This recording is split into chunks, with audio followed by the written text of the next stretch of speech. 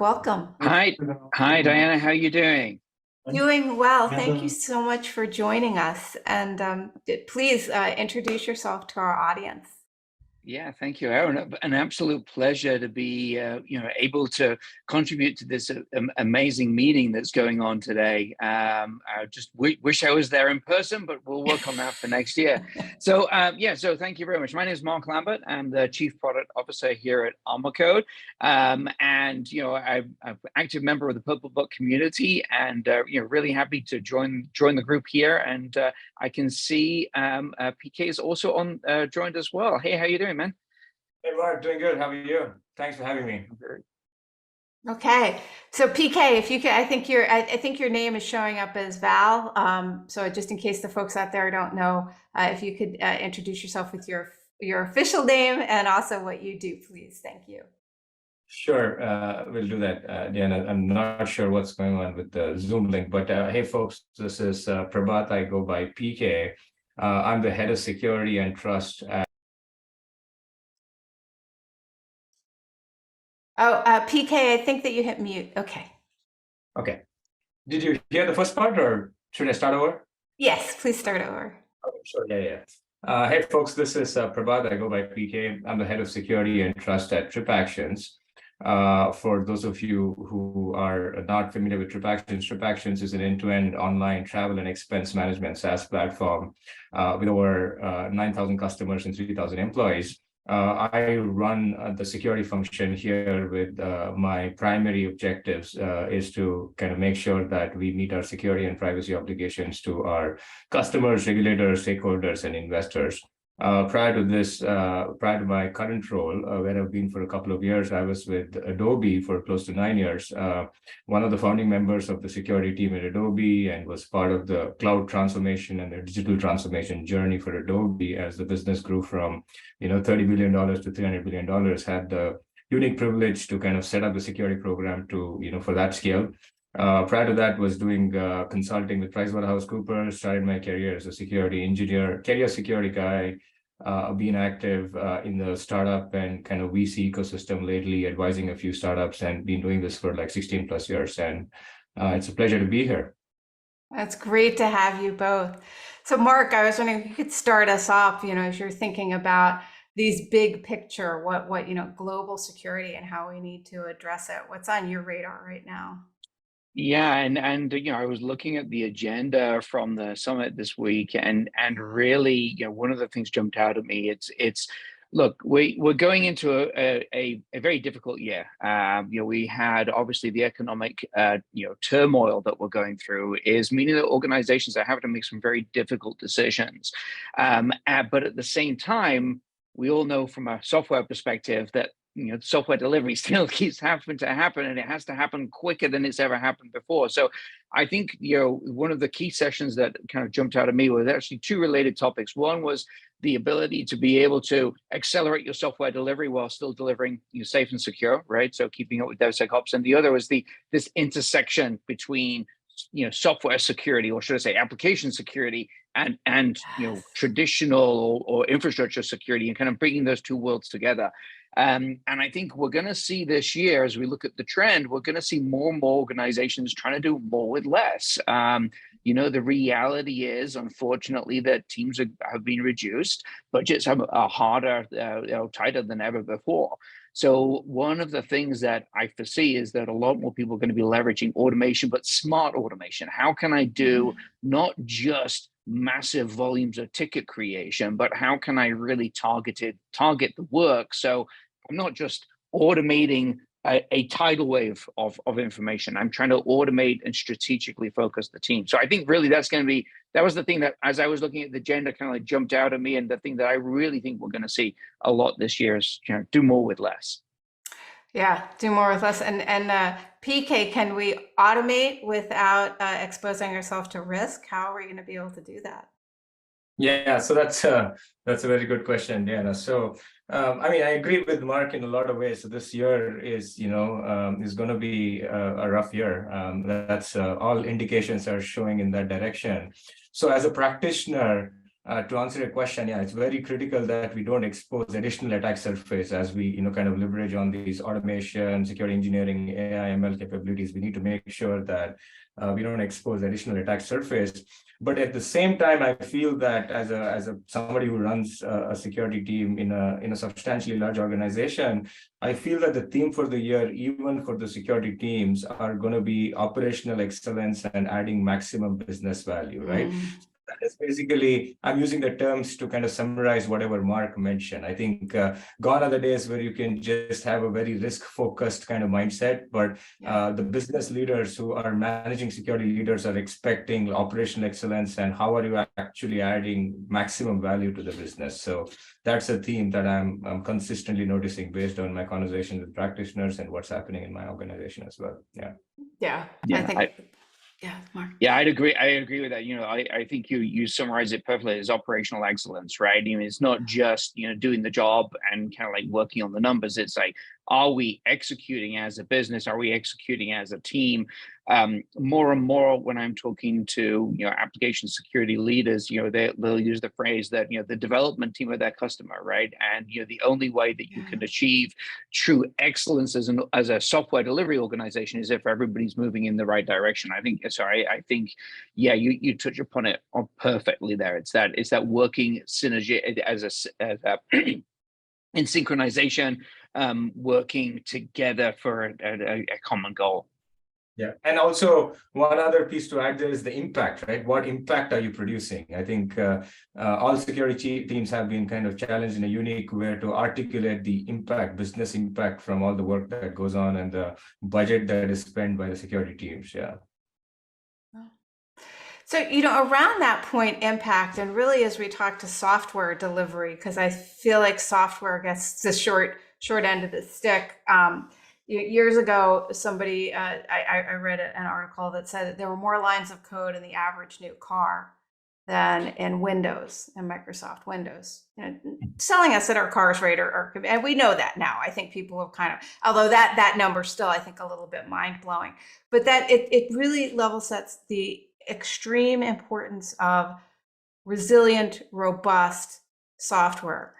But software testing, spending time to do requirements, this is something that we still are challenged to explain to executives why it's important. Mark, how can we get PK's operational excellence? How can we communicate that, especially around resilient software? Yeah, and actually, you're talking to exactly the area where I've been working for the last 20 years. So I actually worked for a while in the safety critical industry, focusing on automotive software specifically. So it's something I've got a lot of background in, and actually it's an area where it's been growing in sophistication and growing in visibility. So there was the Prius hack, goodness me, it must be close to a decade ago now. But basically, to do the Prius hack, they had to take the car apart. There was then the Jeep hack, which was actually a firmware update. But then once they'd done that, because the Jeep was connected to the internet, they could control the brakes and the steering. Kind of scary, right? Yeah. And then recently, the back end of last year, there was an attack through SiriusXM where there was an API that took in the VIN number, which anybody knows that you can find a VIN number by just looking at a vehicle, because it's there in by the window. If you gave it the VIN number, you could actually access the internal systems of the vehicle through the SiriusXM. Now, these doors have all been closed, but the visibility is the key thing, and we're aware of it as an industry. The way to make it matter to the business is to put it in terms of the business. So understanding what the risk is to the organization, not just a number, but understanding what happens to the business if this thing is compromised. What happens to the business if we slow down delivery, which is another piece. You got the trade-off, the speed of delivery, versus the secure delivery. And you can balance these, but you have to put it in the context that the business cares about. You have to be able to talk about this particular application is business critical, it's customer facing, it has PII. If we have a breach on this, we're going to fundamentally impact our operations, we're also going to be having regulatory fines, and then you've obviously got the bad press, so to speak.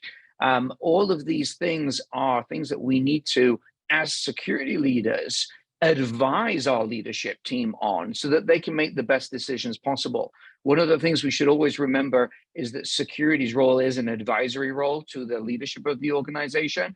And the best way you can advise that is on what the risk represents to the business. And you know, Prabhath, I know that you live this, so you know, be interested in hearing your take. Yeah, PK. Yeah. So yeah, you have a lot of points, Mark. But I'll just take it one step further. I mean, I agree with all the stuff that you mentioned.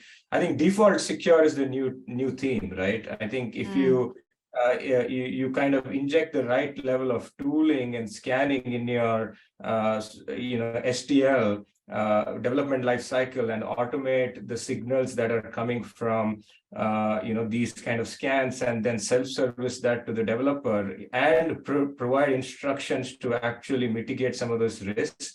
I think that's where I see a lot of modern, tech companies are going. Where, I mean, of course, you cannot eliminate the role of the practitioner to design all these workflows in a very, very appropriate, risk-appropriate manner. You need the expertise of the practitioner. But once you get this right, then that gets you a lot of credibility from business leaders, right? You are not looked at as someone. I mean, the point that I'm trying to get across is we need to get away from this world where you need a practitioner to make a decision. I think that decision-making science, to the extent possible, for all the routine stuff or the repeatable stuff, should be automated, right? So that's the default secure and shifting STL to the left on the next level. That's what I'm talking about. Yeah. What are your thoughts on that, Mark? Do you think that is that achievable? I think it is. I mean, we have, a lot of, practices already in place. We've got a lot of leaders that know how to do this. Prabhath and I have talked about this kind of thing before, as well as other members of the Purple Book. And we know how to solve this problem. So yes, we can do it.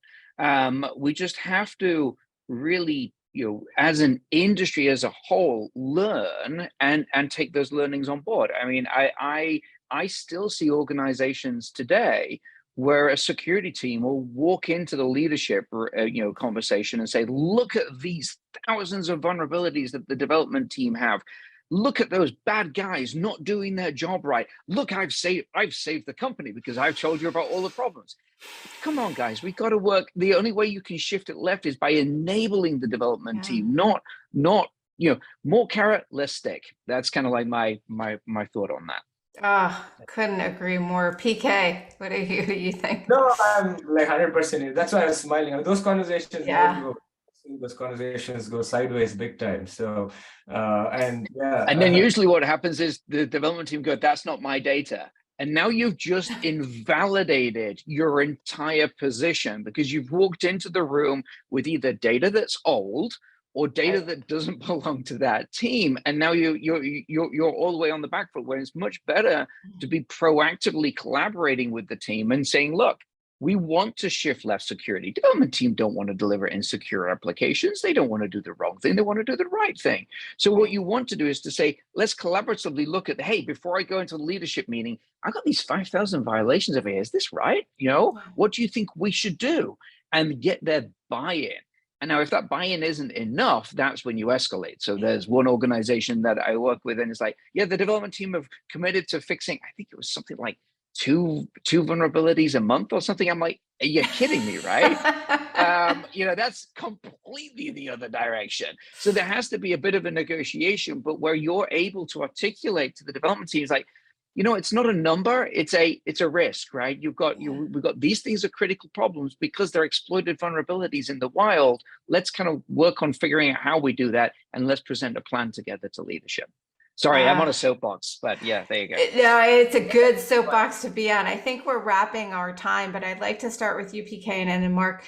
Just what do you hope that we can kind of at least start to close the book on and not have to continue talking about in security next year? What do we kind of hope we can address this year and the coming years and move on? Yeah. So Yeah, I think it's my opinion around this is it's a mindset shift for practitioners and leaders, right? Where we've been very, very, very risk focused. Historically, this profession has been very, very risk focused, which is good. That needs to continue, right? That is table stakes. You can't even have a job if you don't have the risk mindset, right? But then that business mindset needs to be inculcated in a lot of areas, right? That piece is missing. I mean, some folks get it through school, but some folks get it through working, right? Or some folks get it through conversations like this. So it just depends, right? So I think that is the gap we need to bridge in terms of how do security team communicate their work, articulate the impact to the business, and then actually keep business in mind before thinking about risk, right? So that's